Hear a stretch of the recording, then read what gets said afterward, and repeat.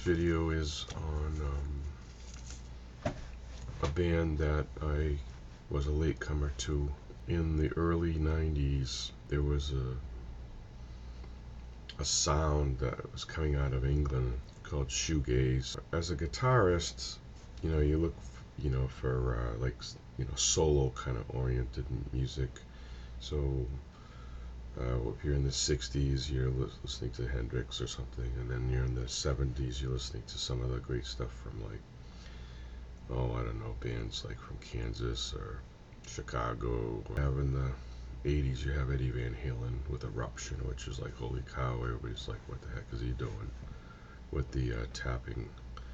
So why I mention that is because this is another form of utilizing the guitar, and not so much for solos, but for atmosphere.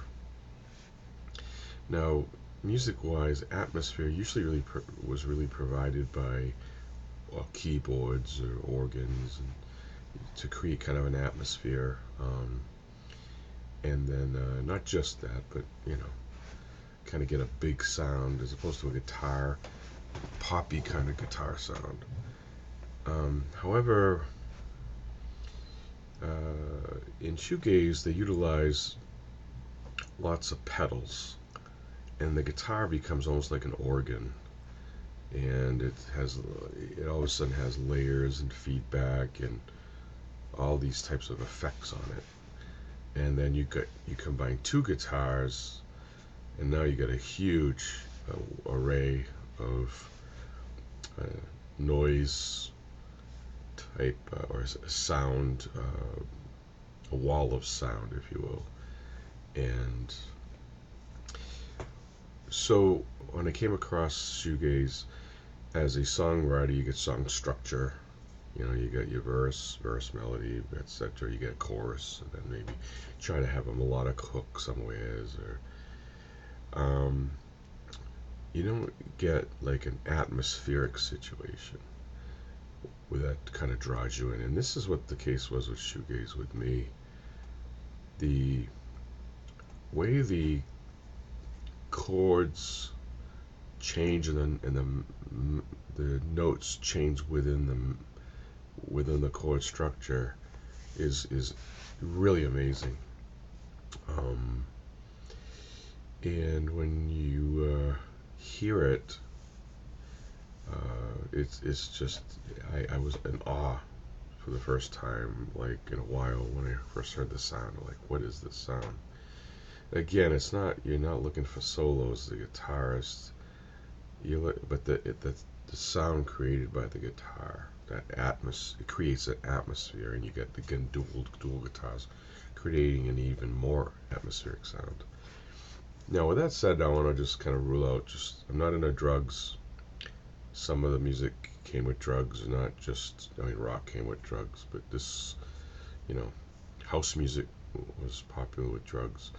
But this particular, there's some drugs involved with the sound. I'm not analyzing the culture, but I'm analyzing this from a music point of view.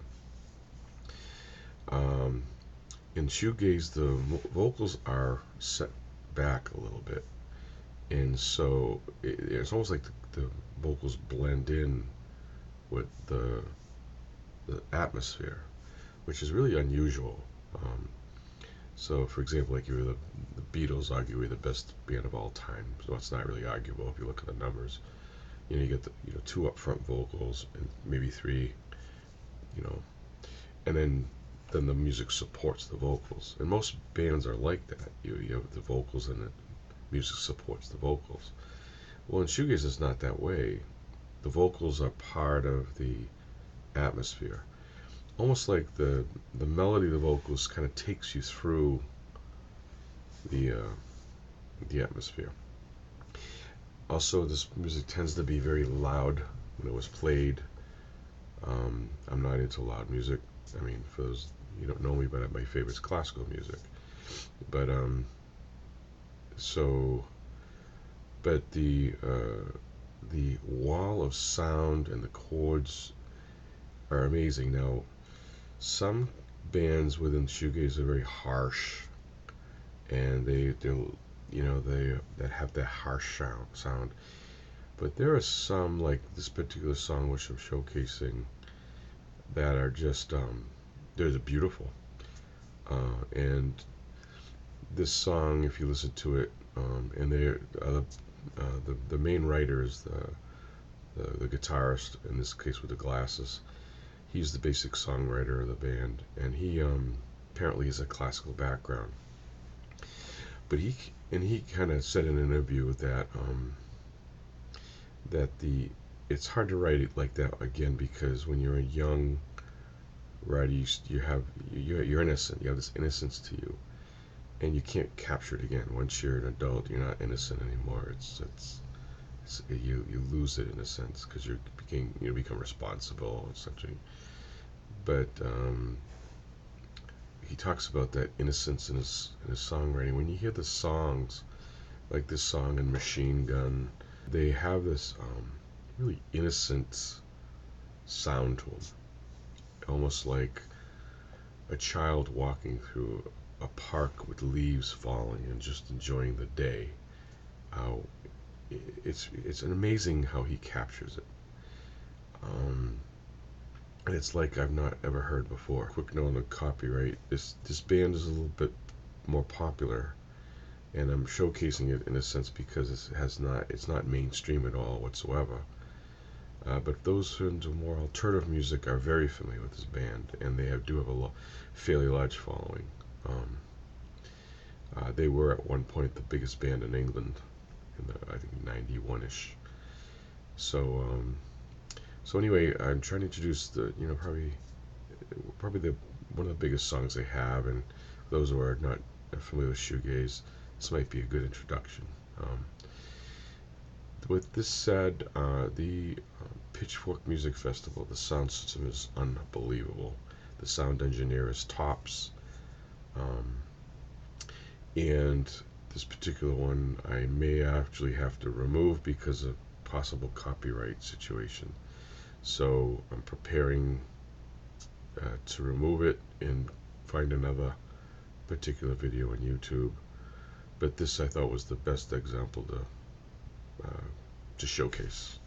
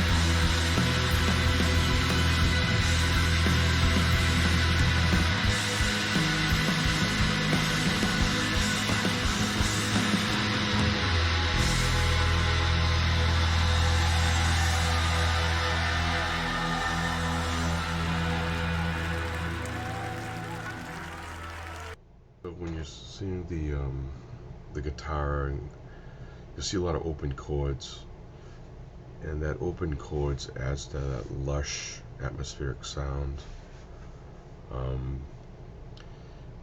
A commentator was commenting on this band, and in the beginning they were constantly looking at their pedals, because they'd have to switch from certain, guitar pedals on the floor, and they'd be looking down and clicking the different pedals, and so hence the writer maybe was thinking they were looking at their shoes, hence the whole shoegaze rhetoric. So that's that. There are other bands in this category. I may try to showcase them, but I thought this was probably the best one. It has an incredibly beautiful atmosphere, and the way the songwriter, the way he interweaves melodies amidst this wall of sound is I've never ever heard anybody do that. And I think it might, in a sense, be way ahead of his time. Now, you gotta understand, this was 1990s, and they just got together and doing a tour on 2014, and that itself was about 8 years ago. So, pretty amazing. I have to admit, I got caught up in the shoegaze because of the sound. The other bands, for example, associated with that, Ride, Lush. Then you get My Bloody Valentine, and some of those bands too. Ride and Lush tend to be a little bit more poppy. My Bloody Valentine tends to be more darker, louder. I'm sure I'm missing a few. In some point to the beginning of this sound, to a band called Cocteau Twins. The Cocteau Twins are a band, I believe, from Scotland, and a lot of them look toward that sound. There was a company, I believe, called 4AD, and they were kind of the company of the shoegaze sound. I may try to showcase Liz Frazier and her amazing vocals, and then on another showcase. But a lot of people will point to that as one of the incipient points of shoegaze. So it's not psychedelic, it's more atmospherical and ethereal. Hope you enjoyed the video. Thank you, bye.